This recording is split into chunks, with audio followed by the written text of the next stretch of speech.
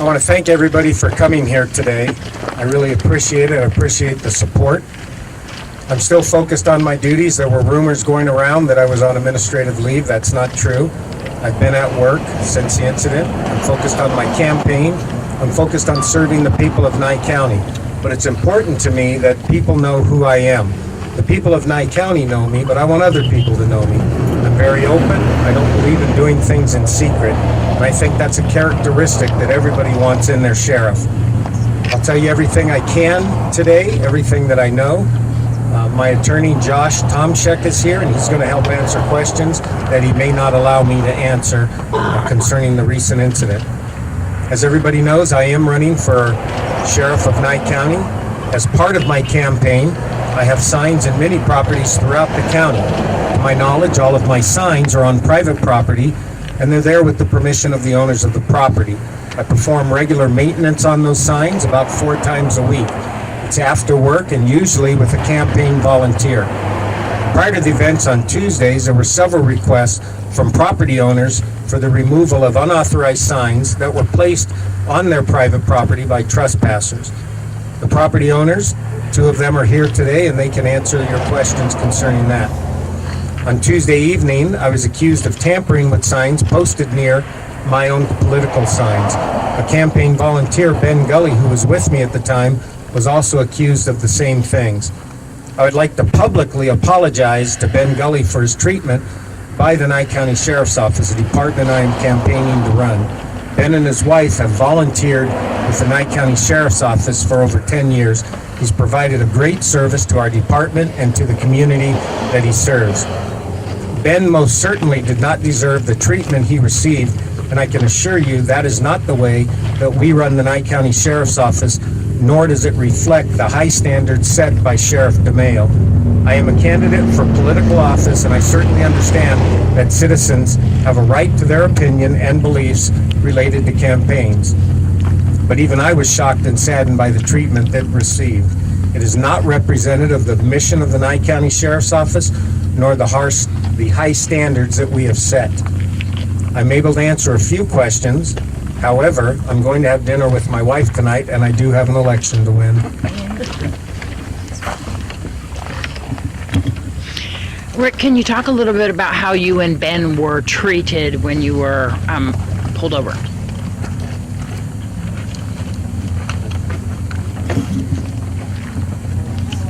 I was appalled by the treatment. However, it gives me a perspective that I would not have had of some of our officers. 99% of the men and women in law enforcement nationwide are hardworking individuals who treat people with dignity and respect. The one thing that I have always stressed during this campaign is that we are public servants. Very little of our job is law enforcement. We are public service officers. And what I tell our people is, when you get done serving somebody, ask yourself the question, is this how I would want my mother, my sister, my daughter, my aunt treated? If not, you didn't do a good service to them. And I can tell you from my firsthand experience, service was not provided. Can you tell us a little? What happened that was so appalling? I did not see this, but I was told by Ben Gully, this 2 officers approached the car with their guns drawn.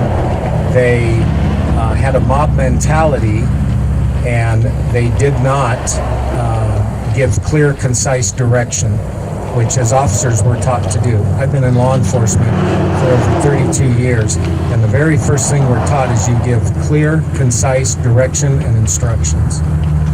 Can you talk a little bit about the resisting arrest charges and how your behavior was when you actually came into contact with the officers?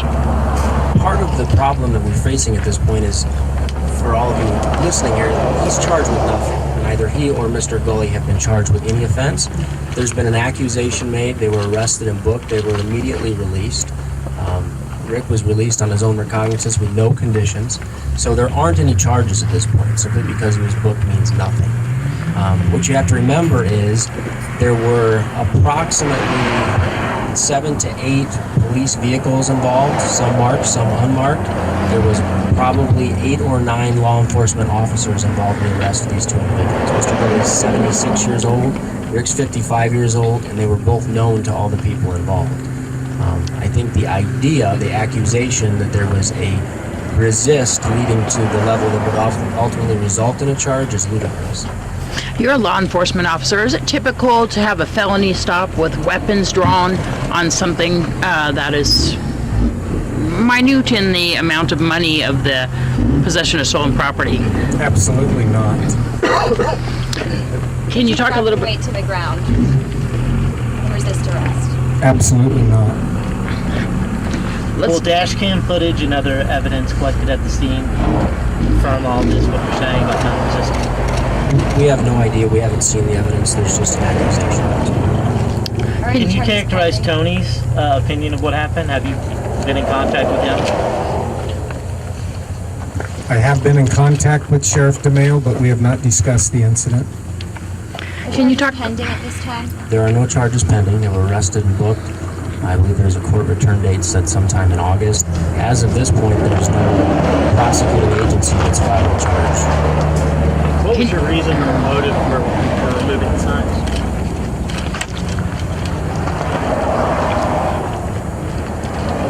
When I went around to the different landowners and asked them for permission to put my signs on their property, they gave me that permission. Several of them were aware of the group that opposes me and had said, if you see any of these signs on my property, take them off. The signs were placed where they were blocking my signs, and we removed them. One thing that I think there's a misconception about is the idea that Rick somehow removed opposing candidate signs and replaced them with his own. That's not even what the accusation is. There's a political action group out there that is opposed to Rick. They put up signs in areas where they weren't permitted to, and at the advice and the instruction of the owners of those properties, Rick was tending to his own signs and removing signs with the express instruction. This will all come out when the full facts of the case come out. The owners of those properties provided in writing instruction to Rick to do what he did. Can you comment at all on the process of when something like this happens, you're normally supposed to be put on paid administrative leave and you were not, I understand? Not every time that somebody is arrested are they paid administratively. There's several times that we look at the facts of the case, we make a determination as to what the facts will represent, and we move forward with that. So it's not at all uncommon to not place somebody on administrative leave. Do you have any sort of relationship with Stephen Lee? Do you know him? Have you had any interaction with him up until this point? Stephen Lee, his dad, I knew his dad. His dad ran for sheriff twice in Nye County and lost. I did not remember Stephen Lee. However, Stephen gave the Plum Valley Times, I believe it was, an interview, and Stephen came out in the paper and said that he had tried to get hired by the Nye County Sheriff's Office and that Rick Marshall put him through the ringer and he did not get hired. His name does not ring a bell with me. We process hundreds of applications, but if he was put through the ringer, we do that with all people that apply to our agency because we want the best officers working for us to give the best service to the residents of Nye County. Do you think this is out of a grudge then, him against you personally? We don't know what it's about. I mean, ultimately when it comes out, I think that's reading between the lines. I think that's where we're all going with it. But given the totality of the circumstances, we would say probably, but we don't know yet. Stephen was arrested for embezzlement before. Do you guys have a history with that case? I know nothing about Stephen's arrest record. I have not dealt with Stephen other than in the hiring process, which I do not have a recollection of Stephen. Stephen could be in the audience today and I wouldn't recognize him. When you say that your treatment from the sheriff's office was not in the spirit of how officers are trained, is that you speaking personally or as a representative of the department? Sheriff DeMayo is the spokesman for the department. It's based on my 32 years of experience and how I have trained officers to treat people. Can we hear from the homeowners? Do you have specific questions? Just about your reaction to what's happened, the permission you gave to have the signs posted, and did you request to have the other signs removed? Yes, every time there's an election, I'm inundated with telephone calls. They want to put their signs on my property. And, one of the great things about living in this country, freedom of speech, we are allowed to make choices. We can own our own piece of property. So when I choose to have something positive, that's my right. So when they ask me if they can put their signs up, yes, anybody out there running can have their sign up, but it's going to be positive. If you want something negative, they don't call me because I don't want anything negative. I haven't heard from them. And when we had our meet and greet, I told Rick that night, I said, any of these signs, because I seen the negative signs as well too, I said, any of those that appear on my property, you can take them down. They don't have a right. They have not called me, nor I'm not going to embrace negative. I'm going to embrace positive. I mean, that's what elections should be about, positive thinking. Can I have the spelling of your first and last name? Jan Jensen, Jensen. Jan, did the police talk to you about the signs being removed? No, they did not. Nor did anybody talk to me about putting negative signs on my property. Eric, you own a lot of properties throughout Pahrump. You were allowing Rick to have his signs on your property. Did anybody but Rick signs appear around those signs after he put them up? Yes. And you specifically asked Rick to remove them? I gave Rick permission to put his signs up and have not talked to anybody regarding their signs. Did both of you explicitly give Rick permission to take down those other signs? Did you say, go ahead and take down the signs that are surrounding us? I told Rick he could absolutely take any negative signs down. No one with negative signs got permission from me. We represent over 200 properties in this county, and Rick has been given complete permission to remove anything that's derogatory. Rick, can you talk about, I read in the police report that there was some sort of an encounter where he was filming you taking out these signs. Can you tell me what that was like and anything about the scenario? We haven't seen the police report. We haven't seen a video. I think one of the misconceptions that I think came from the police report as I read it in the press was that there was some 40 to 50 signs involved and this was an ongoing investigation. That's something that certainly came as a surprise to Rick.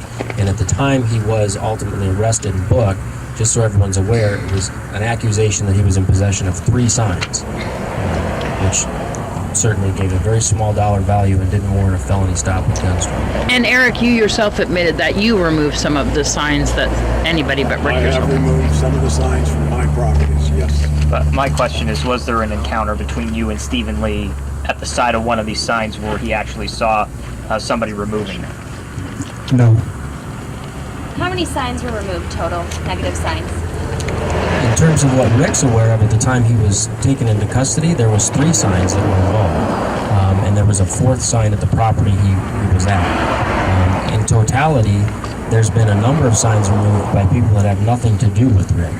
In fact, since this arrest has come to light, we've heard numerous instances of individuals removing signs and taking them and giving them to property owners. So clearly it's being done. We don't know by whom. So Rick removed 3. He was in possession of 3 of them at the time he was taken into custody. And where did those signs, who owned the property where those 3 signs came from? It's our understanding that Ms. Jensen did. All of the information that we had involving Rick personally removing signs, to the best of his knowledge, was with the express permission of the property owners. So you didn't answer my question though. You said he was in possession of 3. How many did you remove? It was 3, and then a 4th one at the time he was taken into So a custody. total of 4 were taken down by Rick. At that time, yes. In totality, how many signs were taken down by Rick? And actually, at the scene, I only took one down and put it on the ground. And Ben Gully took the other ones down. I've heard you were pretty frustrated when you were taking these signs down because this group was actually using their signs to kind of cover your signs. Is that an accurate statement? I was very frustrated. As you're aware, the group has a website, and they have attacked my friends, attacked my family, attacked my children, They've attacked everything, and I was frustrated.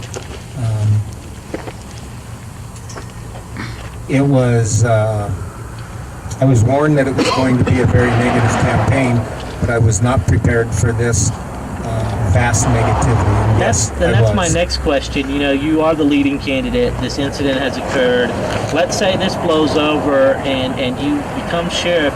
How do you then leave this department that is so obviously fractured that you have a group of deputies willing to pull guns on the second in command? That's a very good question, and it deals with the culture change in the department. You bring in outside people that will set the tone. As a sheriff, you set the tone for how your agency is going to respond. And then you bring in the people that you need to filter that down to the troops. We have good men and women working for this agency, and that's going to be a culture change in the agency. Do you feel threatened at all by this group? Which group? The group that's supposed to be.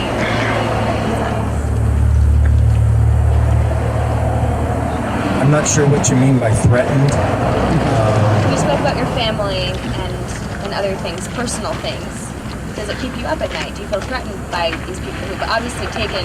I don't feel threatened, but it does keep me up at night. I normally operate on 2 to 3 hours sleep anyway, but it gives me matters of concern because of my family, but I don't feel threatened by them, no. Do you think there's any particular officers that have a grudge with you? I don't think he's going to answer that this time. We'll take one more question. Can you talk about Bengali's resignation? Ben Gully, again, was a volunteer for the sheriff's office. He did a fantastic job for us. He would sometimes put in 50, 60 hours a week, and we got every minute out of those hours. Many of you here in the crowd have worked with Ben. Ben felt that he was unfairly treated. He felt that he could no longer work with these people, and rather than bring things to a head at the department, he felt it was in the best interest of the department and the community that he stepped down. The spelling of your first and last name, your first and last name? Thank you, guys. Everyone can do it, though. My first name is Josh, J-O-S-H. My last name is Tomshek, T-O-M-S-H-E-C-K. Kurt Peterson, P-E-T-E-R-S-O-N. And I want to thank everybody for coming out. I want to thank you for the support, and I look forward to serving as your next sheriff.